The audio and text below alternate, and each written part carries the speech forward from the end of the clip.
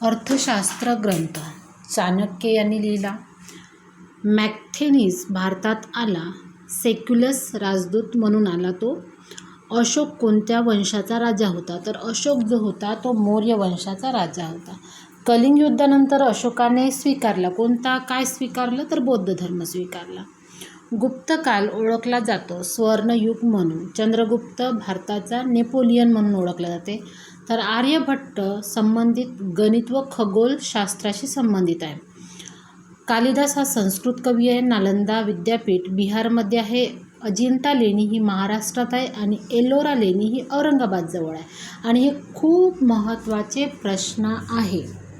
TETमध्ये 100% येणारे प्रश्न आहे. त्यामुळे तुम्हाला चॅनलला सबस्क्राईब करायचं आहे नवीन नवीन व्हिडिओ बघण्यासाठी. अजिंठा लेणी महाराष्ट्रात आहे. एलोरा लेणी औरंगाबाद जवळ आहे. बौद्ध धर्माचा प्रसार अशोकाने केलेला आहे. त्रिपिटक हे बौद्ध धर्माचा ग्रंथ आहे. जैन धर्माचे पवित्र ग्रंथ काय आहे? आगम आहे. बुद्धाचे महापरिनिर्वाण कधी कुठे झालेलं आहे? कुशीनगर इथे झालेलं आहे. गौतम बुद्धाचे बालनाव काय होतं? सिद्धार्थ होतं. महाजन पदाची संख्या किती असते? तर 16 असते. हे तुम्हाला लक्षात ठेवायचं आहे.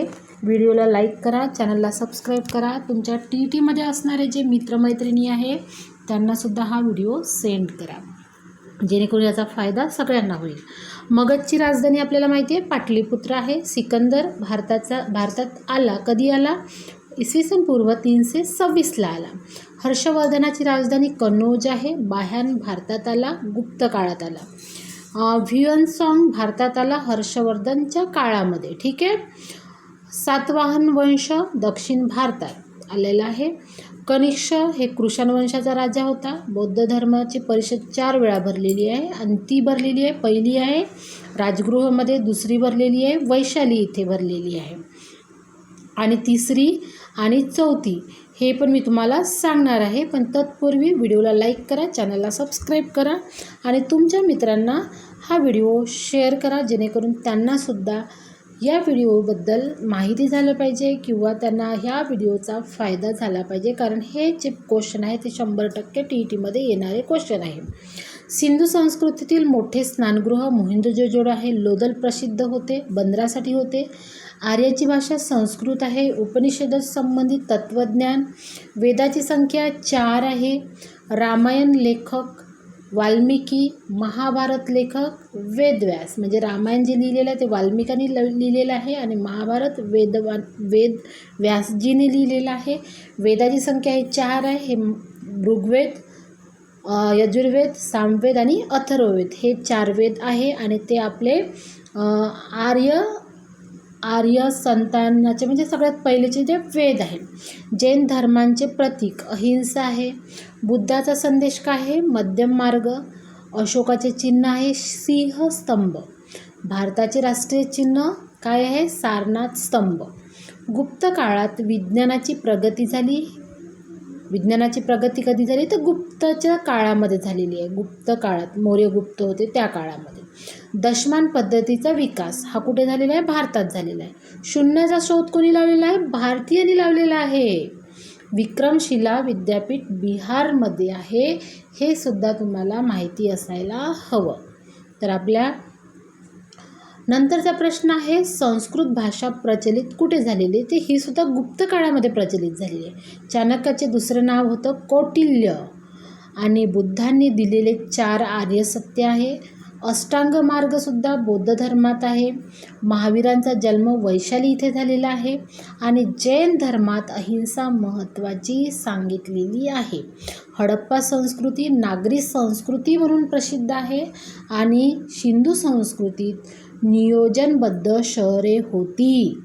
धान्य कोठार कुठे सापडले? तर हडप्पा इथे सापडले. त्यांनी धान्याचे कोठारसुद्धा त्या हडप्पा संस्कृतीमध्ये होते. त्यांचे घर सिस्टमॅटिक होते. त्यांचे जे बाथरूम आहे ते सुद्धा सिस्टमॅटिक होते. सांडपाण्यासाठी व्यवस्था केलेली होती.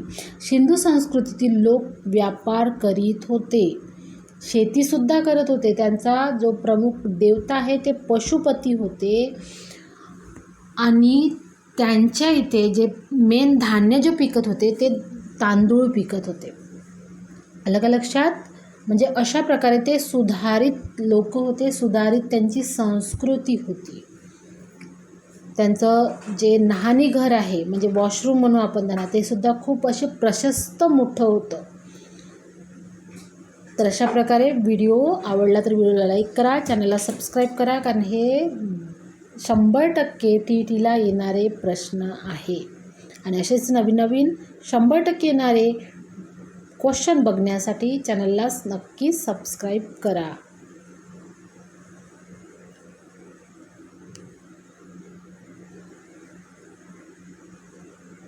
अशोकाने धर्ममहामात्र नेमले. गुप्त काळात फायान चीनचा प्रवासी होता. ह्युनसांगने नालंदात शिक्षण घेतलं. नालंदा जे विद्यापीठ आहे त्यामध्ये शिक्षण घेतलं. बौद्ध धर्माचा प्रसार आशियात झाला. अजिंठा जे आहे ते चित्रकलेसाठी प्रसिद्ध आहे. एलोरा येथे विविध धर्माची लेणी काढल्या गेलेली आहे. तुम्ही एलोरा अजिंठा बघा, खूप सुंदर आहे. संस्कृत साहित्य गुप्त काळात फुललेले होते. गुप्ताच्या काळामध्ये संस्कृत साहित्य जे आहे त्यांना म्हणजे बढावा मिळाला होता.